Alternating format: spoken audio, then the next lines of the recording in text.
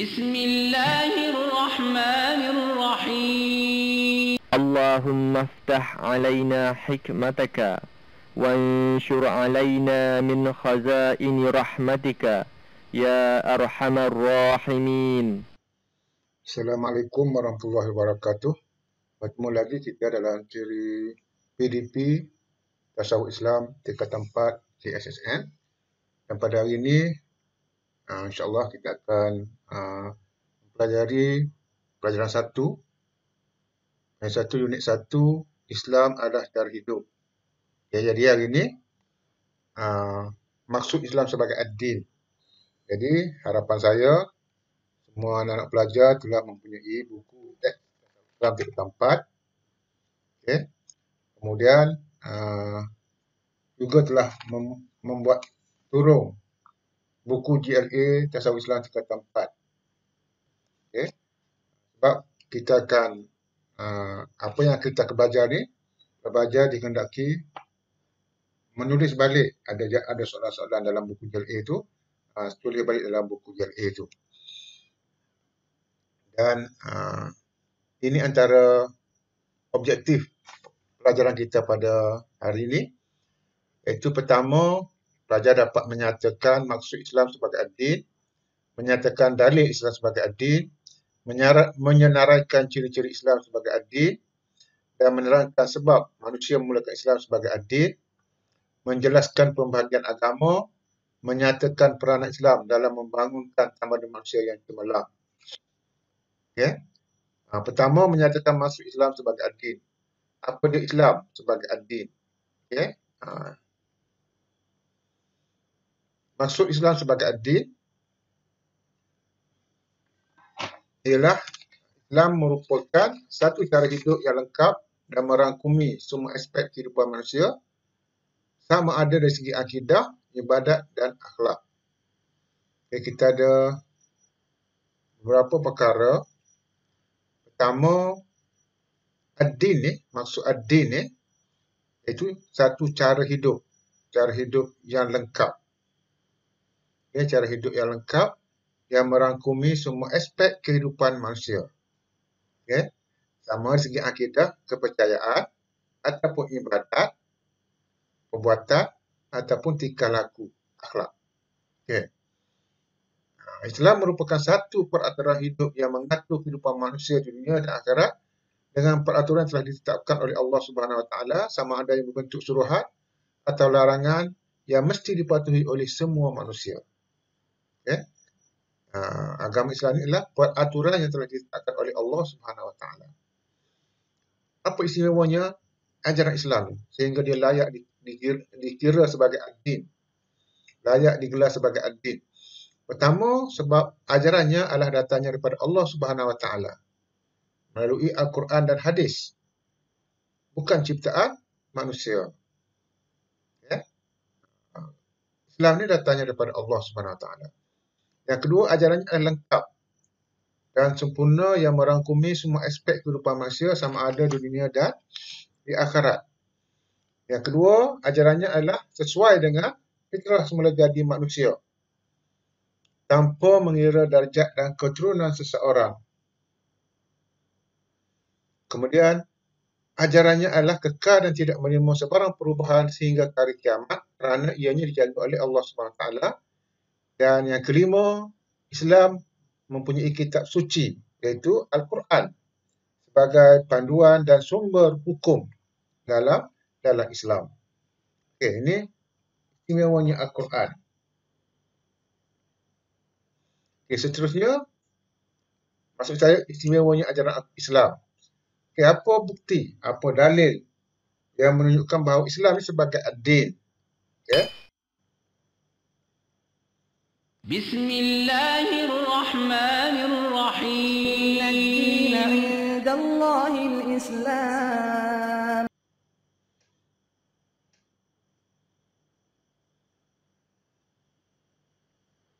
Okey, ini dalil daripada ayat Quran surah Ali Imran ayat ke-19. Allah menyatakan innad dina 'indallahil Islam. Sesungguhnya agama yang diterima di sisi Allah ialah agama Islam. Agama lain tidak diterima oleh Allah Subhanahu Wa Taala. Seterusnya ciri-ciri. Macam mana kita nak kenal Islam itu sebagai ad-din? Apa ciri-ciri dia? Apa yang ada dalam Islam itu sehingga melayakkan dia menjadi ad-din? Pertama, ajarannya adalah bersifat Rabbaniyah. Rabbaniyah ini maksudnya datang daripada Allah Subhanahu Wa Taala melalui Al-Quran dan hadis. Yang kedua, ajaran Islam adalah bersifat syumuliyah. Syumuliyah ini lengkap dan sempurna dan merangkumi setiap sudut kehidupan manusia sama ada daripada segi akidah, ibadat, sosial dan politik. Yang ketiga, ajaran Islam adalah bersifat murunah, iaitu boleh berubah mengikut perubahan dan perkembangan hidup manusia, tetapi tetap di atas prinsip asasnya. Prinsip asasnya tidak berubah, tetapi perlakuan dia boleh berubah. Contohnya seperti asas kewajipan menutup aurat. Menutup aurat itu adalah wajib, tak akan berubah, tetapi cara kita menutup aurat itu boleh berubah mengikut perubahan hidup manusia. Seterusnya, Islam bersifat sahabat. Sahabat ini iaitu prinsip dan hukum asalnya kekal dan tidak berubah sehingga hari kiamat. Merundah tadi, dia boleh berubah. Berubah mengikut perubahan dan perkembangan hidup manusia, tetapi tetap di atas prinsip asasnya. Prinsip asasnya bersifat sahabat, tidak akan berubah sehingga ke hari kiamat. Hukum, contohnya hukum tidak akan berubah. Yang wajib tetap wajib sampai bila-bila dan yang haram tetap haram sampai bila-bila. Seterusnya, ajaran Islam bersifat alamiah, iaitu sesuai dengan fitrah semula jadi manusia tanpa mengira tempat, masa dan zaman. Sesuai dengan semua tempat, sama ada tempat yang beriklim sejuk ataupun beriklim panas, di kutub utara, di kutub selatan, di khatulistiwa, semuanya sesuai.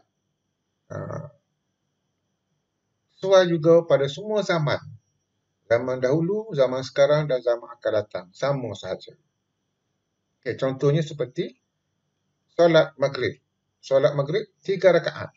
Daripada zaman dulu, zaman Rasulullah pun 3 rakaat. Zaman sahabat baginda pun 3 rakaat. Zaman kita sekarang pun 3 rakaat. Dan zaman akan datang pun 3 rakaat. Jadi tidak akan berubah. Itu maksud alamiah. Alamiah ni pada semua zaman. Akhir sekali, antara ciri-ciri Islam sebagai ad-din ialah ajarannya bersifat waqi'iyah. Waqi'iyah ni sesuai dengan fitrah semula jadi manusia tanpa mengira bangsa, warna kulit dan keturunan. Semua bangsa boleh mengamalkan Islam. Semua keturunan, tak kira dia keturunan apa pun, dia boleh mengamalkan ajaran Islam dalam kehidupannya. Semuanya sesuai. Ni 6 ciri Islam sebagai ad-din. Pelajar boleh tengok dalam buku JLA tu, boleh isi situ. Boleh isi dalam buku JLA tu, ciri Islam sebagai ad-din. Seterusnya, mengapa manusia memerlukan Islam sebagai ad-din? Mengapa manusia memerlukan menerangkan? Yang keempat, menerangkan sebab manusia memerlukan Islam sebagai ad-din.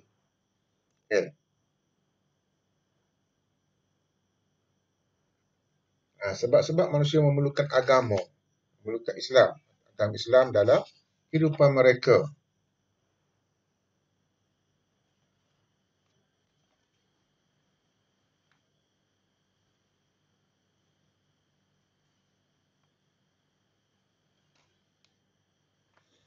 Pertama, untuk memandu manusia ke arah hidup yang diredai oleh Allah Subhanahu Wa Taala. Sebab itu kita memerlukan Islam sebagai ad-din.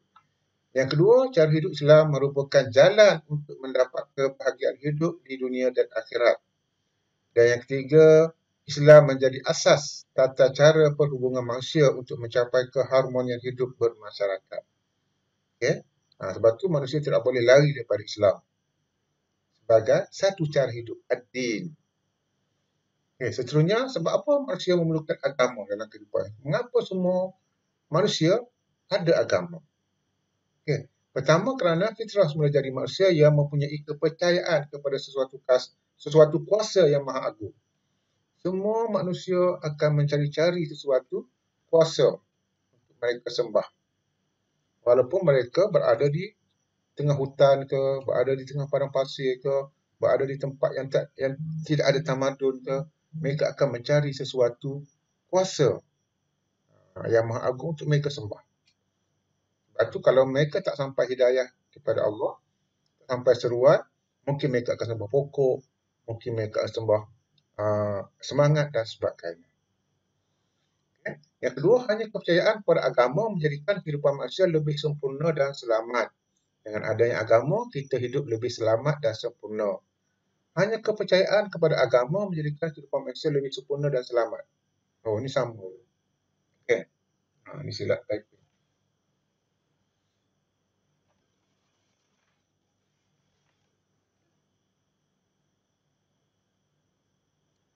Okey.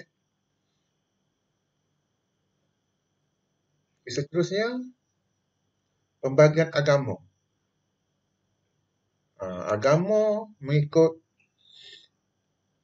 setengah-setengah penyelidik, pengkaji, mereka membahagikan agama ni kepada dua jenis. Pembagian secara mudah, bagikan agama kepada dua jenis. Pertama, agama langit, dan yang kedua, agama budaya. Agama langit dan agama budaya. Agama langit ni adalah agama ataupun juga dikenali sebagai agama samawi. Agama budaya ni juga dikenali sebagai agama wada'i. Okey, apa dia agama langit? Agama langit ataupun agama samawi ni adalah agama yang diturunkan oleh Allah Subhanahu Wa Taala. Yang datangnya daripada langit. Pada manusia melalui perantaraan Rasul. Contohnya agama Islam. Ini agama langit ni. Okay? Yang datang daripada. Apa ciri-ciri agama langit? Ciri-ciri agama langit pertama, ia mempunyai kitab suci yang datangnya daripada Allah. Yang kedua, agama tersebut mempunyai Nabi dan Rasul. Dan yang ketiga, agama tersebut sesuai untuk semua manusia tanpa mengira pangkat dan keturunan. Tengok dalam buku GLA tu, muka surat 3. Muka surat 3. Okay. Yang kedua, agama budaya, iaitu agama yang diciptakan oleh manusia sendiri melalui pemikiran, melalui hasil pemikiran mereka sendiri. Dia bukan agama yang disuruhkan oleh Allah. Mereka tidak ada Rasul. Mereka tidak ada kitab suci. Contohnya seperti agama Buddha, agama Hindu dan fahaman-fahaman manusia yang lain seperti liberalisme, sekularisme, nasionalisme dan sebagainya. Ciri agama budaya pertama, ajarannya berdasarkan pemahaman pengasas ajaran tersebut. Okay? Pengasas ajaran itu adalah terdiri daripada manusia biasa sahaja, sama seperti kita.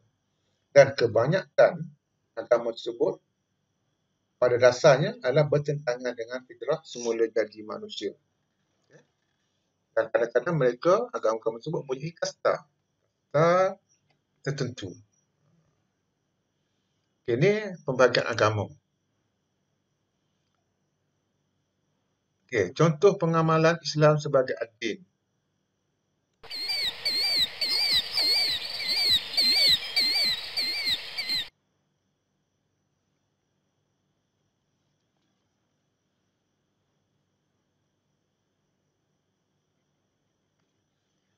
Okay, contohnya seperti misalnya dalam pergaulan harian. Macam mana kita nak membuktikan, memberi satu contoh.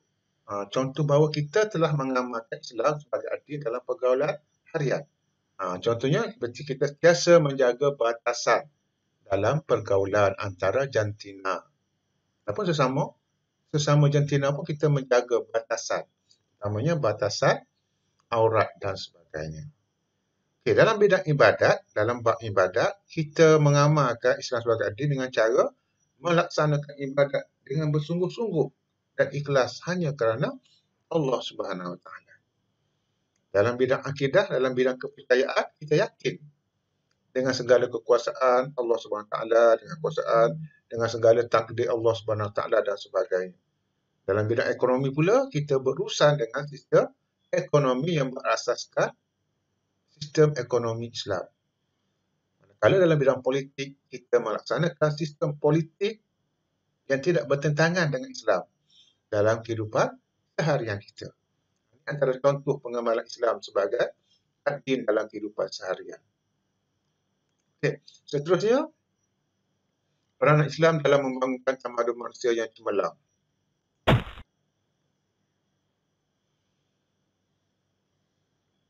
Okey, tengok buku Jil A itu muka surat 4.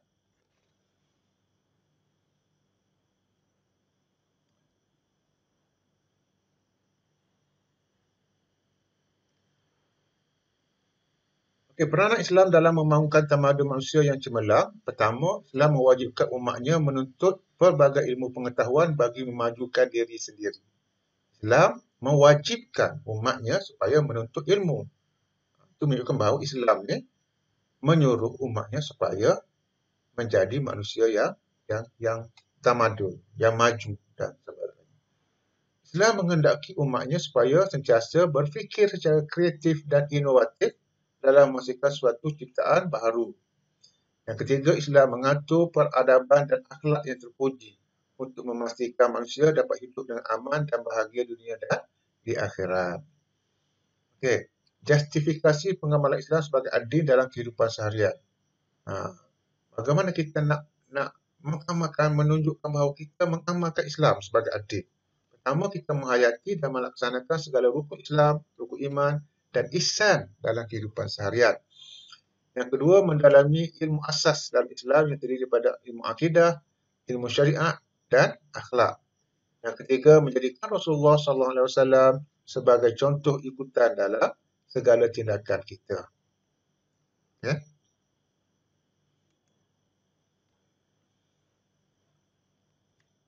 Akhir sekali, perbezaan antara orang beragama dengan orang yang tidak beragama.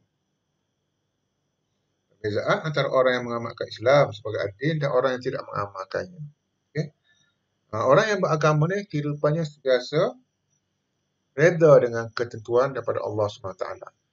Manakala orang yang tidak beragama, yang tidak mengamalkan Islam sebagai ad-din, mereka sentiasa merasa keluh kesah, kecewa, putus asa dan melakukan kemudaratan kepada diri sendiri. Kemudian orang yang beragama juga sentiasa bersyukur dengan nikmat yang telah dimiliki dengan cara memanfaatkannya ke jalan Allah Subhanahu Wa Taala. Manakala orang yang tidak beriman akan sentiasa ingkar dengan ketentuan Allah Subhanahu Wa Taala dan menggunakan nikmat yang diberikan untuk kepentingan diri sendiri dan kepada ke arah maksiat. Orang yang beragama sentiasa melakukan suatu pekerjaan yang ikhlas kerana Allah, sedangkan orang yang tidak beriman, mereka melakukan sesuatu untuk kepentingan diri sendiri dan mengharapkan pujian dan sanjungan daripada orang ramai. Orang yang beragama juga memiliki jiwa yang mantap dan teguh atas prinsip kebenaran. Adapun orang yang tidak beragama, mereka mudah terpengaruh dengan unsur-unsur yang merosakkan. Dan akhir sekali, orang yang beragama sentiasa memiliki kesempurnaan akhlak, menghormati rakan, jiran dan tidak terlalu mencintai dunia. Sedangkan orang yang tidak beragama, mereka sentiasa berakhlak buruk, suka menimbulkan kekacauan dan hidup untuk kepentingan dunia semata-mata. Ini perbezaan antara orang yang beragama dengan orang yang tidak beragama. Dalam buku Jil A ni, soalan dia di muka surat 4. Surat 4. Okey. Okey, ni apa yang telah kita pelajari hari ini. Saya rasa kita telah mencapai segala objektif yang telah ditetapkan dalam kita mempelajari bab ini, mempelajari unit ini, pelajaran 1 Islam sebagai cara hidup. Okey, sebagai rumusannya,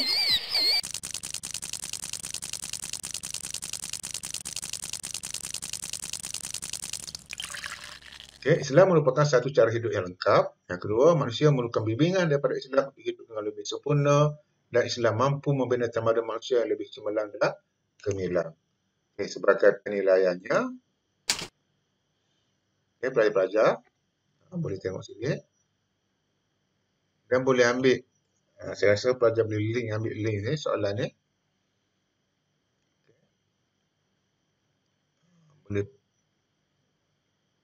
Boleh print soalan ni. Okey. Ataupun kita masuk.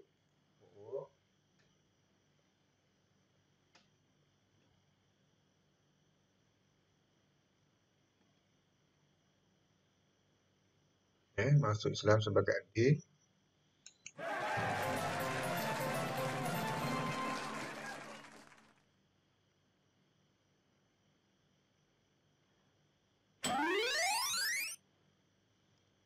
Jadi Islam ialah jalan untuk mendapatkan kebahagiaan di dunia dan di akhirat.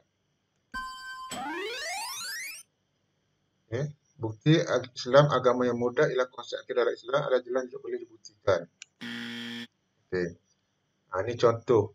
Pelajar-pelajar boleh buka sendiri. Saya akan letakkan dia punya alamat di bawah. Kita boleh ambil sendiri pelajar itu.